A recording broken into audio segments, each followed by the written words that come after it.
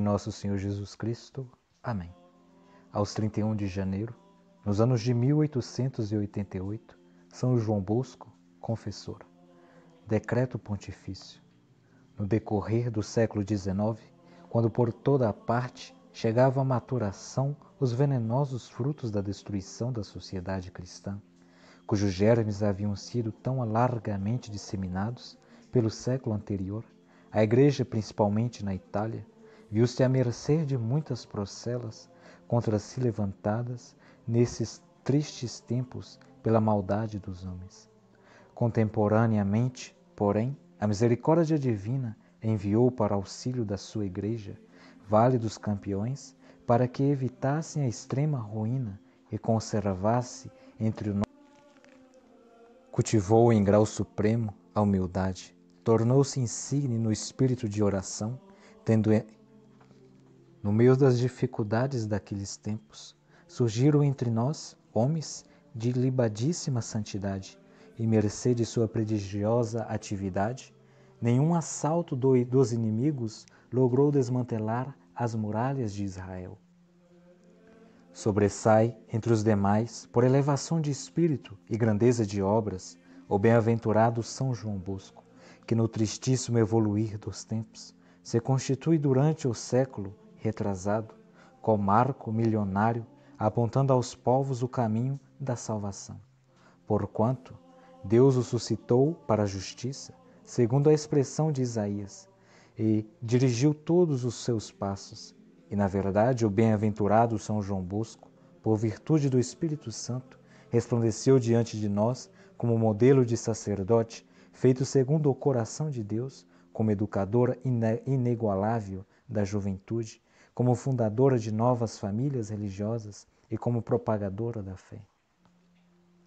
De humilde condição, nasceu João Bosco numa casa campestre, perto de Castelnovo d'Asti, de Francisco e Margarida Oshina, pobres, mas virtuosos cristãos, aos 16 de agosto de 1815. Tendo perdido o pai, na tenra idade de 2 anos, cresceu na piedade sobre a sábia e santa guia materna. Desde menino, resplandeceu nele uma índole excelente, o que andavam unidas grande agudeza de engenho e tenacidade de memória, aprendendo no instante quanto lhe era ensinado pelos mestres, primando sempre sem contestação nas classes, pela rapidez no aprender e facilidade de intuição.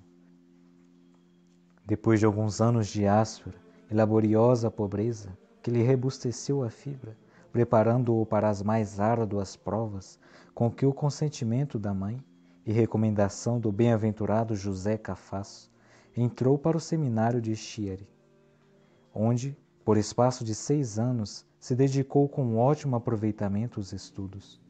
Recebeu finalmente a ordenação sacerdotal em Turim, aos 5 de junho de 1841. Poucos meses após, admitido no Colégio Eclesiástico de São Francisco de Assis, sob a direção do bem-aventurado José Cafasso, exercitou com grande vantagem das almas o ministério sacerdotal nos hospitais, nos cárceres, no confessionário e na pregação da palavra de Deus. Formado assim neste exercício prático do sagrado ministério, sentiu acender-se mais viva do que nunca em seu espírito a peculiar vocação alimentada por inspirações divinas desde sua adolescência, qual a de atender e dirigir para o bom caminho a juventude, particularmente a abandonada.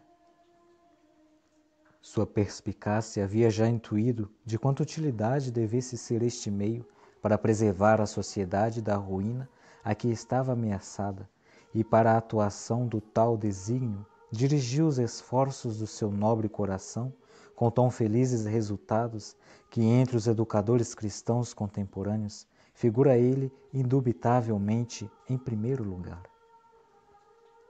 O próprio nome de oratório, dado à sua instituição, faz-nos ver sobre quão firme base tenha construído todo o edifício, isto é, sobre a doutrina e piedade cristã, sem a qual baldada se torna qualquer tentativa para arrancar as paixões viciosas o coração dos jovens e endereçá-lo para ideias mais nobres.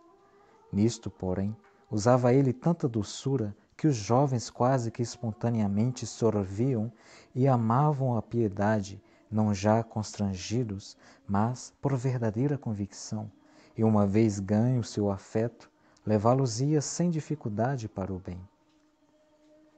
A fim de perpetuar a existência de sua obra e prover assim mais eficazmente a educação juvenil, animado pelo bem-aventurado José Cafasso e pelo Papa Pio IX, de santa memória, fundou a Pia Sociedade de São Francisco de Sales e, algum tempo depois, o Instituto das Filhas de Maria Auxiliadora. Hoje, as duas famílias formam um conjunto de quase 20.000 membros, espalhados por todo o mundo em cerca de 1.500 casas. Milhares e milhares de crianças de ambos os sexos recebem sua formação literária e profissional. Seus filhos e filhas também se encarregam generosamente da assistência aos enfermos e aos leprosos, e alguns deles, contraindo esse terrível morbo, sucumbiram vítimas de sua caridade, dignos filhos de tão grande Pai.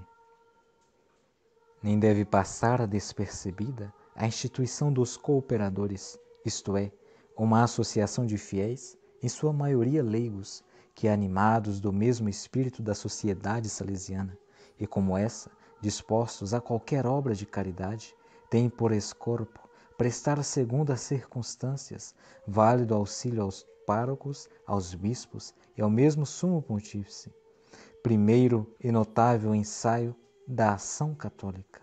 A associação foi aprovada por Pio IX e, em vida ainda do bem-aventurado João Bosco, alcançou a cifra de 80.000 sócios. Mas o zelo das almas que lhe ardia no peito não se limitou tão somente ao círculo das nações católicas. Alargando os horizontes de sua caridade, enviou os missionários de sua família religiosa à conquista dos gentios para Cristo. Aos primeiros que, chefiados por João Cagliero, de sua santa e gloriosa memória, se dedicaram à evangelização das extremas terras da América Meridional. Seguiram muitos e muitos outros salesianos que, espalhados agora aqui e ali pelo mundo, levam intrepidamente o cristianismo aos povos infiéis. Quantas e quão grandes coisas tenha ele feito e padecido pela Igreja, e pela tutela dos direitos do Romano Pontífice, seria difícil dizer-se. Pode-se aplicar, portanto, ao bem-aventurado João Bosco as palavras que temos em Salomão. Deus lhe deu sapiência e prudência, extremamente grande e magnanimidade mensurável, como a areia que está na praia do mar. Deus lhe deu sapiência, pois que, renunciando a todas as coisas terrenas, aspirou unicamente prover a glória de Deus e a salvação das almas. Era seu mote: dai-me as almas e ficai-vos com o resto. Cultivou, em grau supremo, a humildade, tornou-se insigne no espírito de oração, tendo a mente sempre unida a Deus, se bem parecesse continuamente distraída por uma multidão de afazeres.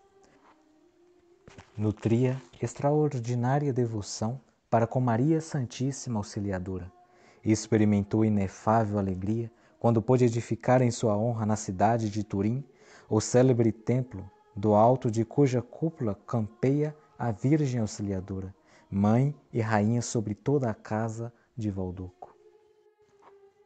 Morreu santamente no Senhor, em Turim, aos 31 de janeiro de 1888.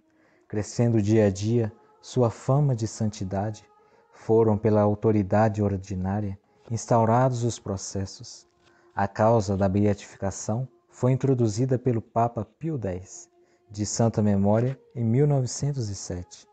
A beatificação foi depois solenemente celebrada na Basílica Vaticana com regozijo de toda a Igreja, no dia 2 de junho de 1929. Reencetada a causa no ano seguinte, foram feitos processos sobre duas curas que pareciam dever-se ser atribuídas a milagre divino. Pelo decreto de 19 de novembro deste ano, foram aprovados os 2 milagres operados por Deus e atribuídos à intercessão do bem-aventurado. Desfeita a última dúvida, isto é, se em vista da aprovação dos 2 milagres, depois que a Santa Sé concedera culto público ao bem-aventurado, se poderia proceder com a segurança à sua solene canonização. Esta dúvida foi proposta ao eminentíssimo cardeal Alexandre Verde, ponente ou relator da causa na Congregação Geral, realizada em presença do Santo Padre no dia 28 de novembro. Todos os eminentíssimos cardeais presentes, oficiais, prelados e padres, consultores, deram parecer unânime e afirmativo, parecer que o Santo Padre jubilosamente aceitou, deferindo todavia o seu juízo para o dia 3 de dezembro, primeira domingo do Advento. Portanto, o Santo Padre, em 3 de dezembro de 1933, dia também consagrado a São Francisco Xavier, padroeiro da obra da propagação da fé, fez a solene declaração neste sentido. A canonização teve lugar a 1º de abril de 1934, no dia da ressurreição, último do ano santo da redenção, na presença de toda a corte pontifical, no meio de um esplendor extraordinário, diante de perto de 300.000 pessoas. Reflexões. São João Bosco é uma das figuras mais eminentes entre os santos dos nossos dias. O bem que fez a família de Cristo na terra, e com isto as almas, é extraordinário. A nota característica em sua vida e em sua obra é o zelo pelas almas. Outro interesse não conhecia a não ser este: ganhar almas para o céu. Este zelo fazia exclamar: dai-me alma, Senhor, com todo o mais podereis ficar. No trabalho pela salvação das almas, se esquece de si próprio, sacrifica comodidade, conforto e saúde. É incansável. Dia e noite está ocupado com a realização do seu ideal, implantar nos corações dos jovens o amor a Cristo e à Mãe Santíssima. Seu apostolado abençoado e acompanhado pela Mãe é grandioso e universal. Não há ramo de ação católica que a obra de São João Bosco não abranja. Ensino, doutrina, arte, caridade e imprensa. Assim, este grande santo apresenta a personificação a mais completa de Nosso Senhor em nossos dias. Sua vida ativa e contemplativa é a vida de Jesus Cristo em perfeita imitação. Demos graças a Deus por ter dado este grande apóstolo à Igreja Católica e peçamos-lhe a graça de, por intercessão do seu santo servo, crescermos cada vez mais no amor de Jesus Cristo, a sua Santa Igreja, e aumente-nos de dia para dia o zelo apostólico pela salvação das almas. Zelo pela salvação das almas não é virtude que somente aos sacerdotes deve pertencer. O mandamento da caridade se dirige a todos, e a petição: venha a nós o vosso reino, do Padre Nosso, fala-nos do dever que temos de trabalhar pela solidificação e propagação do reino de Deus sobre a terra. Os pais devem zelar pela santificação de seus filhos. Os superiores têm por obrigação promover a vida em Deus dos seus súditos. Cada estado tem os deveres especiais que se relacionam ao bem espiritual do próximo. Quem julga nada poder fazer pela salvação do próximo, faça uso da oração e edifique o próximo pelo bom exemplo. Quem diz não saber em que intenções deve rezar, ótimas indicações poderá encontrar nas intenções mensais do apostolado da oração, abençoadas pelo Santo Padre. Deo gratias.